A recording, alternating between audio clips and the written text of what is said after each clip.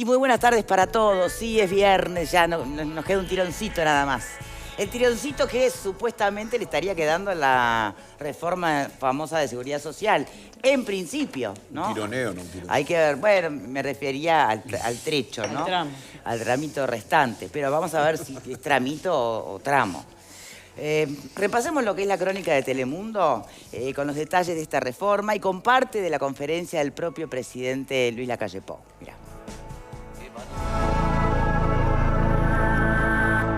Quienes hayan nacido antes de 1973 no tendrán cambios. Los nacidos en 1973 se podrán jubilar a los 63 años. Los nacidos en el 74 se retiran a los 64 años y nacidos en 1975 o más a los 65 años. Hay excepciones para retirarse antes. Quienes al momento de aprobarse la ley ya tengan 30 años de trabajo, quienes al jubilarse tengan 40 años de aportes o quienes tengan trabajos particularmente exigentes como rural o en la construcción. La reforma habilita a trabajar estando retirados. Según resumen difundido por Presidencia, se asegura un ingreso mínimo para todos los mayores de 70 años garantizado de forma gradual. Prevé que las mínimas sean mayores que las actuales, a través de un suplemento para quienes, aún habiendo aportado, no alcancen valores adecuados. El documento de Presidencia asegura además que el proyecto incentiva a quienes difieran el retiro, mejora las tasas de adquisición de derechos por cada año aportado y el reconocimiento para aquellos trabajadores con historial laboral al amparo de varias cajas. Estamos convencidos que es una reforma necesaria, una reforma sostenible y una reforma solidaria, que la hacemos como acto de responsabilidad nacional y no se lo vamos a dejar al próximo gobierno, sea de la ideología y del color que sea, y por eso estamos muy satisfechos haber llegado a un acuerdo con la coalición de gobierno y esperemos, decía recién un ministro, que vengan aportes, que entre al Parlamento y que el Frente Amplio haga aportes positivos. Esto es un acto perfectible, es un proyecto perfectible. Obviamente que guarde las características de la necesidad, de la sostenibilidad y también de la solidaridad. Quien tenga aspiración a ser gobierno en el periodo que viene y en el otro, seguramente lo que está deseando es que esta reforma salga a luz y que se vote en el Parlamento. No me cabe la menor duda. Después cada uno asumirá si tiene responsabilidad o no tiene responsabilidad en lo que sabe que hay que hacer y lo acompañará con las acciones o se quedará solo en un diagnóstico como los últimos 15 años. Bueno, muy bien. Ya sabemos, porque lo adelantaron, el Cabildo Abierto va a insistir con intentar meter ahí algo de cuchara, alguna puntualización. En paralelo, el presidente del Frente Amplio ya dijo también que le parece que es demasiado poco tiempo para algo que llevó 3 años, en teoría, ¿no? Y que va, además, esto no lo dijo, pero es obvio, a tener su consecuencia durante tanto tiempo más, ¿no? Vamos a hacer una primera vuelta sobre opiniones generales y después, si quieren, vamos a cosas más puntuales. Alfredo.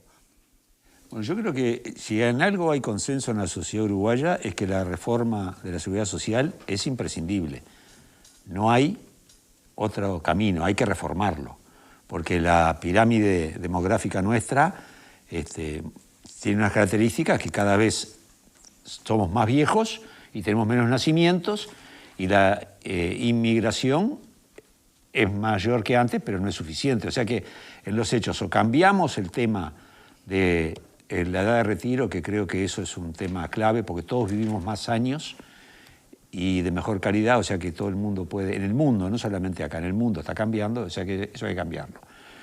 Luego, ¿de qué manera hay que hacer la reforma? Yo pienso que hay que, y en eso está bien encarado, a largo plazo. Esto va a empezar a regir en la práctica dentro de 2 o 3 gobiernos. Lo decía, ayer Lacalle estuvo bastante bien en la conferencia de prensa, salvo la corbata espantosa que tenía. El resto estuvo bastante bien, fue claro. ¿Vestuarista? Sí, claro.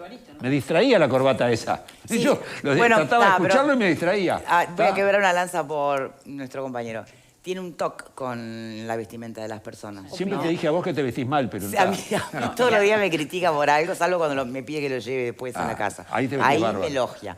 Pero por lo general, él nota el tema de la... Así que le molestó la corbata del Me presidente. distraía, ¿verdad? no Bien. podía prestar atención porque me distraía esa corbata espantosa que tenía. Pero aparte de eso, vamos a hablar en serio. Si no te pones algunas marcas multinacionales Te podés exitosas, callar la boca, estás mal tranquilito. vestido. Sí, tranquilito, callate un poco que estoy hablando yo. Solo poniéndote cocodrilos y Tranquilito, banderitas. Parece que estás calladito bien que estoy hablando vestido. yo. Entonces, va a empezar a funcionar dentro de 10, 20 años, o sea que es a largo plazo, va a ser varios gobiernos, ¿tá? Y me parece que sobre todo apunta a que todas las cajas, ¿tá? La militar, la policial, la bancaria, la profesional, van a ser incluidas en el proceso. O sea que hay un montón de... También dice algo que es clave, que no sé si lo mencionaste, porque nos distrajimos con otra pavada, pero dijo especialmente que es modificable, ¿no? Que no es algo que está hermético, siempre que se respeten los criterios básicos, ¿no? de la naturaleza de esta reforma. Sí, entonces, yo creo que en el Parlamento se va a cambiar. ¿Cómo se cambió la reforma, la rendición de cuentas, un montón de cosas? En el Parlamento se van a cambiar seguramente cosas. Ya en la interna, el proceso lleva 2 años, ¿no? De expertos. Ya en la interna de la coalición, 2 o 3, bueno. 3 eran. No puede ser antes del gobierno, no, fue con este gobierno. ¿Ah? Entonces, creo que desde ese punto de vista va a haber modificaciones, por supuesto, que está bien que sean, pero lo que considero es que no se puede poner de antemano palos en decir, no queremos reforma, la reforma no nos gusta, vamos a estudiarla en serio, vamos a tratar de modificarla, mejorarla, y creo que se va a avanzar. Y bueno, y el gobierno, está bien que la lanzó, me parece que es el Frente no lo hizo, lamentablemente, en el ¿Es para periodo anterior. disimular el mal momento del gobierno, según el propio Fernando Pereira? Bueno, estoy levantando justamente, ¿no? Lo que dice la oposición y el presidente de la oposición. Fernando. Vamos a hablar de cosas más o menos relevantes o de Fernando Pereira. No, el presidente de la fuerza más importante política es irrelevante. Vamos a hablar, Ya estoy sabemos. hablando yo ahora. 40%. Ahora estoy hablando yo. Ya está. Ahora estoy hablando yo, Marquita. Vamos a hablar de Fernando. cosas. No, porque dijiste algo de Fernando Pereira. ¿Nos referimos a eso o nos referimos a lo trascendente? Insisto. ¿Sabes qué pasa? Es trascendente porque si no hay acuerdo, no va a ser la reforma que todos quisiéramos. Si no hay acuerdo, hay reforma igual. Pero no la que tal vez Pero todo el ¿sabes país qué? Mira, quisiera. yo te voy a decir una cosa. Hace 17 años por lo menos que no hay una reforma importante en el país. 17, creo que la última fue 2005, 2007. 2007 fue la reforma tributaria, gobierno de Vázquez, que impulsó la reforma tributaria, que impulsó el plan Ceibal, que impulsó las políticas antitabaco, reformas, algunos cambios importantes, algunas más de coyuntura, otras más de largo plazo. Después en los 90 vino la Calle, y la Calle hizo la ley de puertos y la ley de empresas públicas. Ahí se reguló el Banco de Seguros, que hoy compite exitosamente, líder del mercado. Ahí la telefonía celular. Ya vamos a llegar a dónde quiero llegar. Ya vamos. No te pongas nervioso. Fenicios, No te pongas nervioso. No te pongas nervioso que ya va a llegar. En el 95 la reforma de Rama. Creta. En el 95 la reforma de Rama. En el 2000 el marco regulatorio energético que permitió la diversificación de hoy. En el 2005 como decía antes, el Ceibal, el cigarro, la reforma tributaria. De 2005 para acá pasaron 15 años de gobierno Frente Amplista sin una reforma de nada. Una reforma seria de nada desde primer gobierno de Tabaré Vázquez para adelante. Lo primero que quiero decir es que bienvenida sea una reforma, que es absolutamente necesaria. Si es la mejor o no es la mejor, no lo sé. Pero hoy hay una política de forestación con la oposición del Frente Amplio en su origen, una política de puertos con la oposición del Frente Amplio en su origen, una política de empresas públicas exitosa con la oposición del Frente Amplio en su origen, una reforma de Rama con la oposición del Frente Amplio en su origen, una regulación del marco energético que hasta un referéndum intentaron hacer para voltearlo y sin embargo hoy se abrazan de eso. O sea, siempre lo que quiero decir, García, ¿puede parar un poco? ¿Está muy inquieto? ¿Querés decir algo? Que yo te doy el tiempo si querés decir algo. Pasa que la cámara no estaba mostrando a García. Si no esperáis, escuchá un poquito. Aguantá y escuchá un poquito. No, lo que quiero decir, vos entendés siempre el mismo verso, Fernando. Mirá, vos entendés bien lo que quiero decir. De aborto, entre otras cosas. Vos entendés bien lo que quiero decir. El Frente Amplio, entre el 85 y el 2005, se opuso a todo. Entonces, vuelvo al origen de la pregunta de Fernando Pereira. Que Fernando Pereira se vaya a oponer y que el PIT-CNT se oponga es absolutamente razonable. Está dentro de la lógica del Frente Amplio.